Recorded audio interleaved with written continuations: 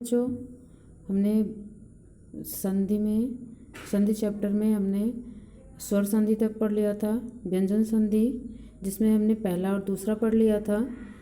7th और 8th एक साथ ही पढ़ते हैं। इसमें फर्स्ट और सेकंड पढ़ने के बाद हमने इसका 5वां पढ़ा था। 10 संबंधी नियम थे जो। इसके बाद अब हम तीसरा पढ़ेंगे क्योंकि वो 8th क्लास के बुक में पहले था, इसलिए मैंने पहले पढ़ा दिया था। अब हम तीसरा नियम देखेंगे। इसमें है 6 का मेल। यहाँ पे आपका तीसरा है यहाँ पे 6 का मेल अ, आ, ई, उ या री होने पर 6 से पहले च जुड़ जाता है।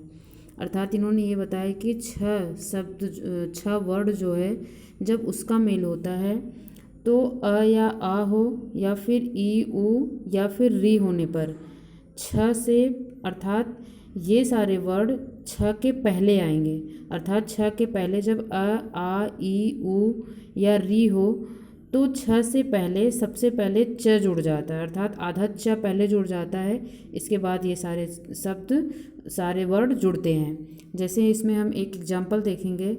इसमें पहला आपका है संधि प्लस छेद। इसके बाद जो हमारा नया शब्द बना वो क्या बना? संधि छेद। इसके बाद हम ये देखेंगे कि इसमें दूसरा एग्जाम्पल जो है वो है स्व और इसके बाद छंद, और जो हमारा नया शब्द बना वो बना स्वच्छंद। अब यहाँ पे देखेंगे कि जो हमारा यहाँ पे क्या था, पहले में आपका छोटी ई था और यहाँ पे क्या था आपका स्व में अ है, और इसके बाद जो हमारा नया शब्द बन रहा है स्व हमारा पहले ही है, छंद भी हमारा वैसे का वैसा है। बस इसमें कुछ नहीं चेंज हो रहा है। बस क्या हो रहा है कि यहाँ के 6 से पहले बस चर जुड़ जा रहा है। अर्थात 6 का नियम हमने क्या पढ़ा कि 6 के पहले अगर आ, ई, उ, री हो तो 6 से पहले च जुड़ जाता है और कोई इसमें परिवर्तन नहीं होता है। इसमें बस कितना होता है कि इसमें बस च जुड़ जाता है। इसके बाद फिर हम नीचे वाला एग्जाम्पल देखें जिसमें है आपका वी प्लस छेद। इसके बाद जो हमारा नया शब्द बना वो क्या बना? विच्छेद। अर्थात यहाँ पे ई था, छोटी ई था, छेद आपका पहले ही लिखा हुआ था, अब बीच में क्या हो गया? बस च जुड़ा है। ऐसे ही हमारा दूसरा एग्जाम्पल है अनु प्लस छेद। अर्थात यहाँ पे ऊ है और यहाँ पे छेद, तो हमारा जो नया शब्द बना वो क्या बना? अनुच्छेद। अर्थात उसमें बस च जुड़ गया, बाकी सारे शब्द वैसे ही थे। तो ये हमारा 6 का नियम था। इसके बाद हम चौथा नियम देखेंगे। इसका चौथा नियम क्या है? चौथा है हमारा री, र या स के बाद दूसरे शब्द में यदि ना आए तो वह अड़ा बन जाता है। अर्थात इन्होंने ये बताया कि आपका री हो, र हो या स हो, इसके बाद दूसरे शब्द में यदि ना आए तो अड़ा बन जाता है। अब इसको हम पहले एक एग्जाम्पल देखेंगे। जैसे यहाँ पे है परि प्लस नाम, तो हमारा जो नया शब्द बना क्या बना? परिणाम।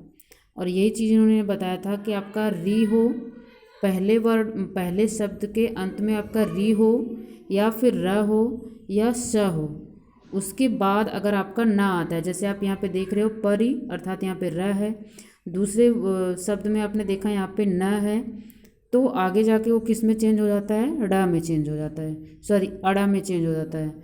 तो हमारा जो नया शब्द बना वो क्या बना? परिणाम। ऐसे ही हम दूसरा शब्द देखेंगे। दूसरा एग्जाम्पल, दूसरा ये हमारा क्या था? भूस प्लस न। अब जो हमारा नया शब्द बनेगा वो क्या बनेगा? भूषण।